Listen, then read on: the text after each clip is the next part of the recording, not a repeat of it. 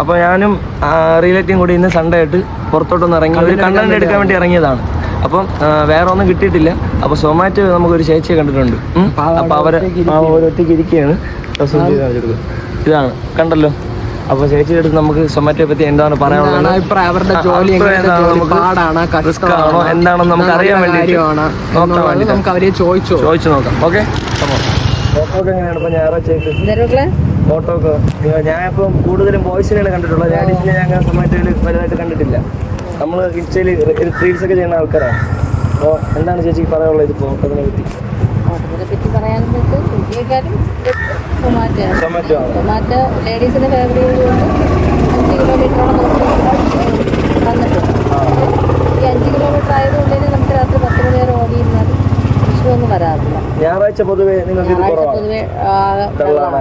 പിന്നെ മാസം അവസാനമാകുമ്പോഴത്തേക്കും കുറച്ച് ബുദ്ധിമുട്ടാണ്. പിന്നെ എല്ലാ സമയങ്ങളിലും നമുക്ക് പൊതുവെ ഓർഡർ അങ്ങനെ എപ്പോഴും ഒരുപോലെ തന്നെ കിട്ടാറില്ല. ഏറെയും കുറഞ്ഞും ഒക്കെ ഉണ്ടാവാറുണ്ട്. പക്ഷെ ഈ ഒരു വരുമാനം വെച്ച് കഴിഞ്ഞാൽ ഞാൻ കുറേ നാളായിട്ട് ഇങ്ങനെ മുമ്പോട്ട് പോയിക്കൊണ്ടിരിക്കുന്നത്. അങ്ങനൊരു 2-2.25 വർഷത്തോളമായി. 2 വർഷത്തിൽ കൂടുതലായി സൊമാറ്റോയിൽ ഇറങ്ങിയിട്ട്. ടൈമിങ് നമുക്ക് ഇഷ്ടമുള്ള സമയം പോലെ നമുക്ക് ബുക്ക് ചെയ്യാം. പിന്നെ നമുക്ക് ഇതിൽ നമ്മുടെ വലിയ ബെനിഫിറ്റ് ഇല്ലെങ്കിൽ ഒരാൾക്ക് അത്യാവശ്യം ജീവിച്ചു പോകും. കാരണം ഞാൻ വാടകയൊക്കെ കൊടുത്ത് ജീവിക്കുന്ന ഒരാളാണ്. എൻ്റെ എല്ലാ കാര്യങ്ങളും ഇതിൽ കൂടെ തന്നെയാണ് പോകുന്നത്. വീട്ടിലെ ചിലവുകളും കാര്യങ്ങളും എല്ലാ ചിലവും ഇതിൽ ഉൾപ്പെട്ട് തന്നെയാണ് പോകുന്നത്. പിന്നെ എനിക്കൊരു ജോലി ഉണ്ടായിരുന്നു, അത് പെട്ടെന്നൊരു ദിവസം നഷ്ടപ്പെട്ടപ്പോഴത്തേക്ക് എൻ്റെ ചേച്ചി ഇതിനകത്താണ് വർക്ക് ചെയ്യുന്നത്. ചേച്ചി കാണിച്ചു തന്നതാണ്, ഞാനും കൂടി ഇറങ്ങി.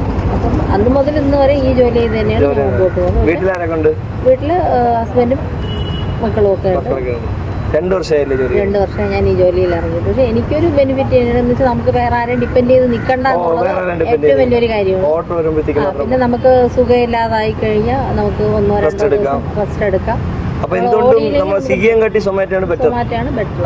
അത് എപ്പോഴും അങ്ങനെ തന്നെയാണ്. സ്വിഗ്ഗി എന്ന് പറഞ്ഞു കഴിഞ്ഞാൽ നമുക്ക് പെണ്ണ് ആണ് എന്നുള്ളൊരു വ്യത്യാസമില്ല. അവരിങ്ങനെ ലോങ് തന്നെ അടിക്കും. പക്ഷെ ആ ലോങ് എടുക്കുന്നത് നമ്മളെപ്പോലുള്ളവർക്ക് വീട്ടു ജോലിയും എല്ലാ കാര്യങ്ങളും നമ്മൾ നോക്കുന്നതല്ലേ. അപ്പം അതുകൊണ്ട് നമുക്കൊരു പ്രശ്നമാണ്. കാരണം എല്ലാം കൂടി ഇതിൻ്റെ കൂടെ നടക്കൂല. ലോങ് അടിക്കുമ്പോൾ 12 കിലോമീറ്റർ 15 കിലോമീറ്റർ ഞാൻ ഓടിയിട്ടുണ്ട്. അപ്പം പിന്നെ അത് ഒരുപാട് പ്രശ്നമായതുകൊണ്ട് ഞാനതങ്ങ് നിർത്തിയാണ്. എന്ന് വെച്ചാൽ രാത്രിയൊക്കെ നമ്മൾ പോകുമ്പം അല്ലാത്ത ഡേഞ്ചർ ഏരിയയിലൊക്കെയാണ് അടിച്ചത്. ഈ ചിലതെന്ന് പറഞ്ഞാൽ അത് ലോങ് മാത്രമേ ഉള്ളൂ.